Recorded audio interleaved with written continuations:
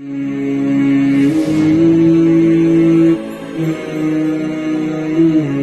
چیز وقتی ہے، تھوڑی دیر کے لیے، یہاں کی خوشی تھوڑی دیر کے لیے. کوئی بندہ یہ نہیں کہہ سکتا کہ بھائی اب میں اتنا امیر بن گیا ہوں، اب میرے پاس اتنی دولت ہے کہ میں ساری زندگی خوش رہوں گا، اور اب میرے پاس اتنی دولت آ گئی. بل گیٹس امیر ترین دنیا کے لوگوں میں سے جس کا شمار کیا جاتا ہے، جو سافٹ ویئر کا مالک کہتے ہیں جس کو، وہ بھی یہ دعویٰ کر سکتا ہے کہ بھائی ابھی میرے پاس اتنی دولت آ گئی ہے کہ اب میں بن نہیں سکتا.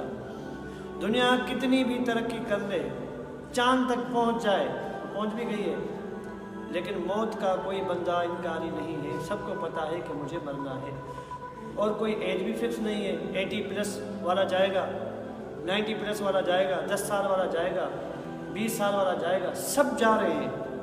ایسے نہیں کہ بھائی 80+ والا ہی جائے گا. اسٹیمپ لگا ہوا ہے قبرستان پہ کہ بھائی یہاں پہ صرف 80+ والے ہیں. نہیں، آپ کو 5 سال والی بچی کی قبر بھی ملے گی، آپ کو 10 سال والے نوجوان کی قبر بھی ملے گی.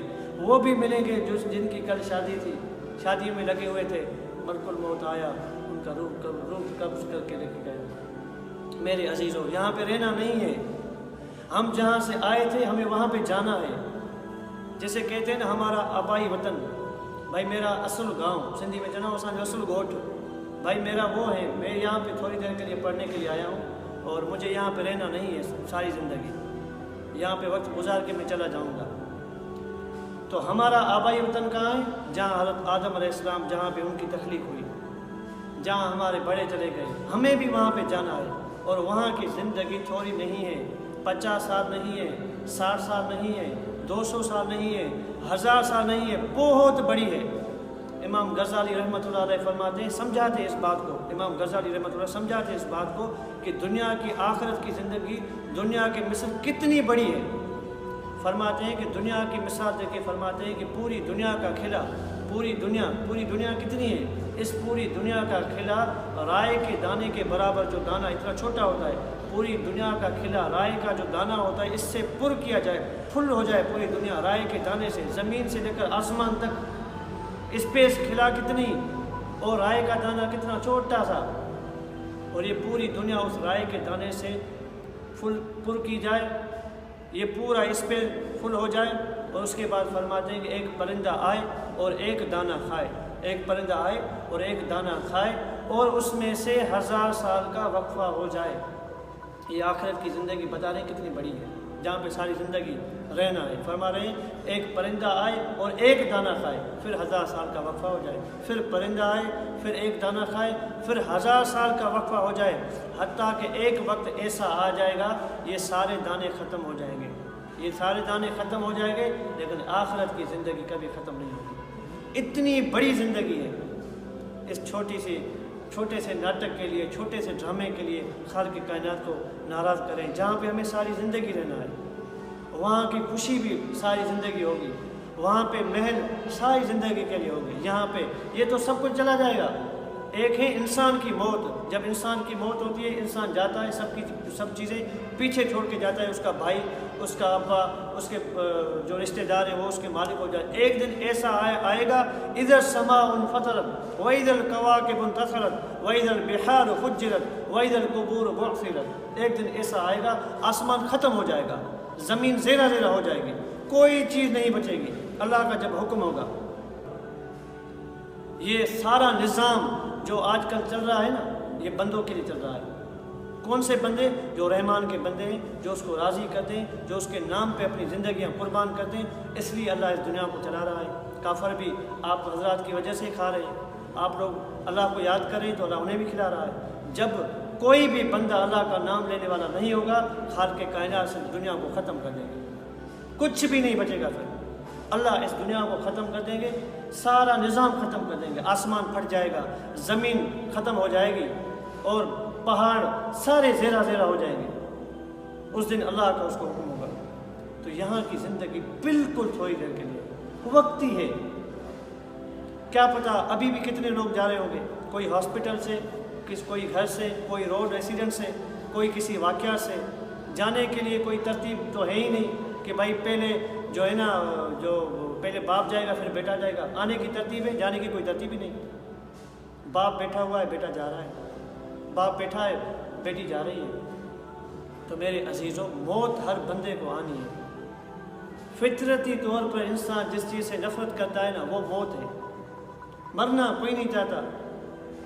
आप किसी 80+ वाले बूढ़े अंकल को भी कहेंगे या किसी भी एजेड को कहेंगे ना कि भाई अब आपकी दाढ़ी सफ़ेद हो गई है, आपके बाल सफ़ेद हो रहे हैं और आपकी चमड़ी मुरझा जा रही है, लिहाजा अब आपका जाने का वक्त हो गया है, तो क्या ख्याल है वो बात उसको अच्छी लगेगी? नागवार लगेगी उसको ये बात कि भाई आप क्या करें। मरना कोई नहीं चाहता। मतलब फितरती तौर पर जिस बंदे को, इंसान को नफरत है वो मौत से है, लेकिन आनी ज़रूर है। आज आ जाए, मुझे 10 मिनट के बाद आ जाए, आधे घंटे के बाद आ जाए, कोई पता नहीं है, आनी है। इसलिए मेरे अजीज़ों, हमें मरना है। हम मौत से भागते पता है क्यों है? हम मौत से इसलिए भागते हैं क्योंकि हम खाल के कायनात की नाफरमानियाँ करते हैं। हम मुजरिम हैं। पुलिस आ जाए ना यहाँ पे, जो चोर होगा वो डरेगा, हम डरेंगे? हम तो चोर है ही नहीं। आप डरेंगे? आप चोर नहीं हैं। जो चोर होगा वो पुलिस से डरेगा। इसी तरह से जो नाफरमान है ना, वो मौत से डरता है, कब्र से डरता है। उसे पता है कि उसको पता है, दिल उसको बताता है कि तुमने अपनी माँ के साथ क्या किया, तुमने अपनी बहन के साथ क्या किया, तुमने अपने पड़ोस वालों के साथ क्या किया, तुमने अपने डिग्रियों के साथ क्या किया, तुम जिस मनसब पे फायज थे वहाँ पे तुमने कैसे हुकूकुल इबाद पूरे किए। उसको पता है, दिल बताता है, ये सॉफ्टवेयर उसको बताता है दिमाग में कि भाई तुमने नाजायजियाँ की हैं। और वो खाल के कायनात ने जो कब्र, हमारे हदीस के नबी करीम सल्लल्लाहु अलैहि वसल्लम का हदीस है कि इंसान की जो कब्र है ना, जहाँ तो जन्नत के बागों में से बाग है, जहाँ जहन्नम के खड़ों में से एक घड़ा है। ये जो इतना वक्फा, और वक्फा कितना, हदीस में आता है जब बंदे की वफात इंतकाल बंदे का हो जाता है, उसको कब्र में लेके जाते हैं। सिर्फ जब आपके कदम पीछे नहीं होते जो उसको लेके जाते हैं, वो बंदा उठ जाता है। ये है इंसान की हकीकत, ये है इंसान का वक्फा। कितना वक्फा हुआ? जैसे रूह कब्ज़ हुआ, जैसे मलकुल मौत आया, उसने रूह कब्ज़ किया, उसके बाद उसको मौलवी ने गुस्ल दिया, उसके बाद कब्र के हवाले किया। हदीस में आता है जब जैसे आप पीछे आए वो उठ गया वो। अब उससे पूछेंगे मन रब्बुक, तेरा रब कौन है, तेरा पालने वाला कौन है। सारी ज़िंदगी जिस अल्लाह को याद ही नहीं किया, सारी ज़िंदगी जिस पैसे का यकीन बना रहा, तो ज़ाहिर सी बात है अब वो वहाँ पे क्या खाल के कायनात को पहचानेगा। मेरे अजीज़ों, यहाँ पे रहना नहीं है। ये जिस्म, ये माल दौलत, ये शोहरत, ये सब कुछ यहीं ख़त्म हो जाएगी। आपके मरने के बाद आपका दोस्त एक स्टेटस रखेगा, फ़ोटो अगर होगा इला माशाअल्लाह, वैसे तो अल्लाह वाले निकलवाते ही नहीं है, तो एक फ़ोटो आपका निकलेगा और स्टेटस पे रखेंगे, कहेंगे कि मेरा प्यारा दोस्त इस दुनिया से चला गया है, अल्लाह उसकी मग़फ़िरत फरमाए। उसके आगे ही कोई ना कोई दूसरी पोस्ट रखेंगे। ये है दुनिया का ताल्लुक़। ये सारी चीज़ें ख़त्म हो जाएगी। हमें मरना है। आधे घंटे के बाद जिस बंदे को, खुदाए पाक की कसम, जिस बंदे को ये इस बात पर कहा कि मुझे 10 मिनट के बाद मरना है, मुझे आधे घंटे के बाद मरना है, हमारे हदीस के नबी करीम सल्लल्लाहु अलैहि वसल्लम के हदीस का मफ़हूम है कि हर नमाज को आखिरी नमाज समझ के पढ़ो। अब हर बंदे को ये पता हो जाए कि भाई ये मेरी आखिरी नमाज है, मुझे पता है उसका ताल्लुक़ अल्लाह से कितना हो। इसलिए हमें मरना है। आधे घंटे के अल्लाह देख रहा है, मुझे मरना है। मेरे हज़रत जी फरमाते हैं कि भाई ये मामूल बना लो, अल्लाह मुझे देख रहा है, मुझे सुन रहा है, मुझे एक दिन मरना है। मेरी कब्र फट जाएगी अगर मैंने नाफरमानियाँ की है खाल के कायनात की।